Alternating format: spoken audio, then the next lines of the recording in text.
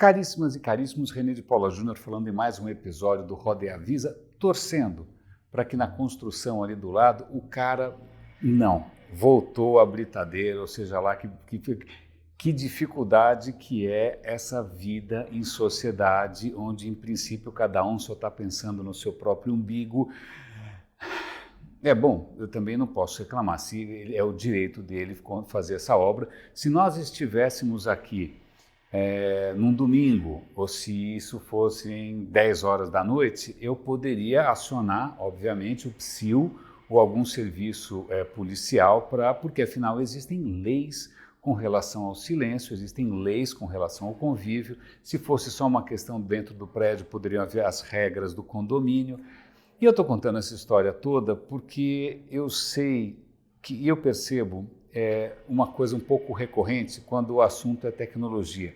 De tempos em tempos, né, as pessoas, sobretudo quem vem mais da área de exatas, ficam um pouco impacientes com essas peculiaridades, idiosincrasias humanas, né? O problema de qualquer computador, né, segundo algumas dessas pessoas, é aquela parte entre a cadeira e o monitor, ou seja, o usuário, né? As pessoas são muito complicadas, as pessoas não são confiáveis. Então, de tempos em tempos, surge aí alguma ideia de que, ok, como é que a gente fica livre dessas maluquices humanas e a gente constrói alguma coisa universal e que não dependa, né, de ninguém.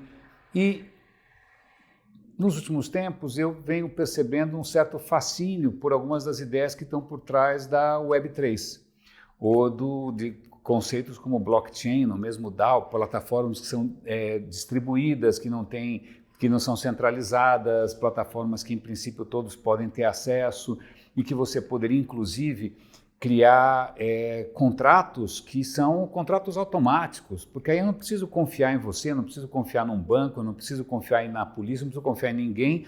Você tem ali algum tipo de contrato que sozinho, ainda mais talvez operando aí em cima de blockchain para ficar mais sexy, isso elimina a necessidade de confiança nas pessoas.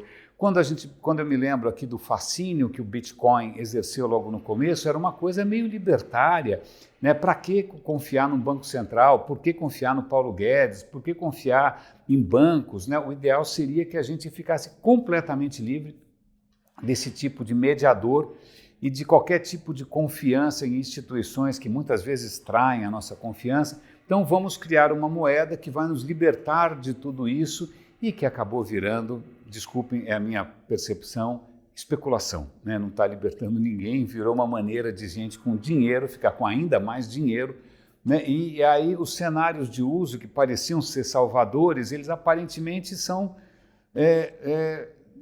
acontecendo em lugares onde não necessariamente você gostaria de estar, porque simplesmente a sociedade está se desfazendo, né? Toda a democracia está em colapso, então realmente não tem como ninguém confiar em ninguém, nada mais é sólido, então aí quem sabe fica um pouco mais útil. E aí vem um ponto meu. Eu entendo a impaciência com as manias, com os defeitos, com as paixões humanas. Ok.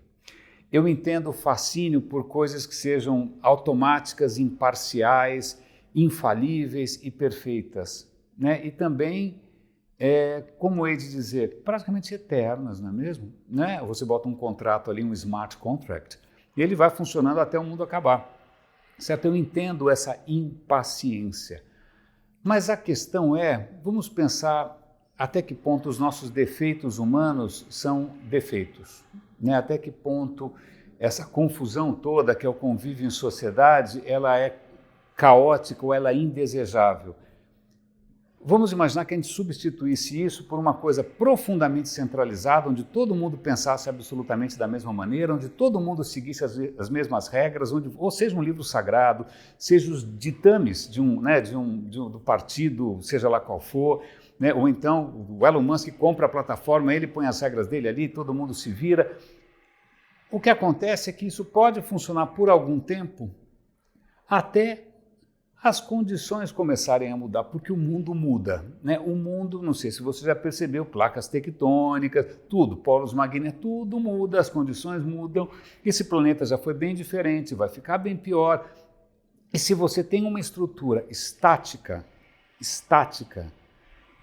qual é a chance de que, por mais que ela tenha sido otimizada para aquelas condições, qual é a chance de que essa otimização não comece a envelhecer imediatamente, simplesmente porque o mundo está mudando?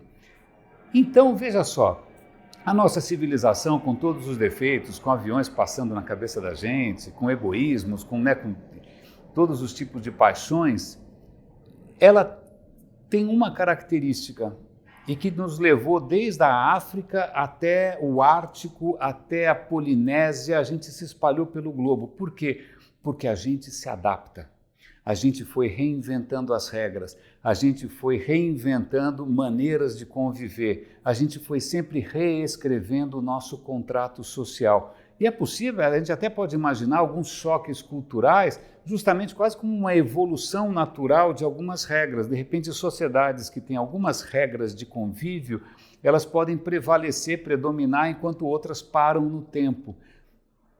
Então, se a gente parar para pensar essa diversidade humana, essa dificuldade que a gente tem de chegar em alguma coisa sólida, isso talvez seja a saída para que a gente construa um mundo cada vez mais capaz de se auto-organizar, mais complexo, com mais diversidade, em que a gente possa confiar cada vez mais uns nos outros.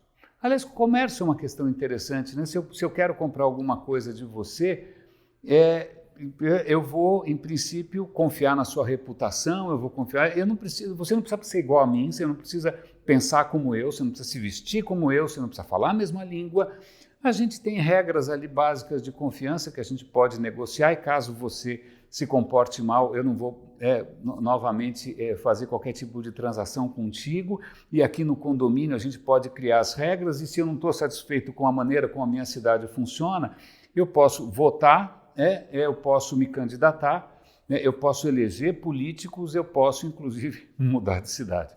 Mas a questão é, ao invés da gente ficar pensando como que a gente cria plataformas que prescindam, que dispensem a confiança nas pessoas ou nas instituições, por que a gente não pensa em como recuperar a confiança nas pessoas, recuperar a confiança nas instituições, recriar as condições de diálogo, está todo mundo entrincheirado, recriar as condições de convívio? Eu acho que isso não só é um lugar onde eu gostaria de viver, como eu acho que é um lugar que tem mais futuro. Caríssimos e caríssimos, muito obrigado. Mais um episódio do Roda e Avisa. Um grande abraço e até a próxima.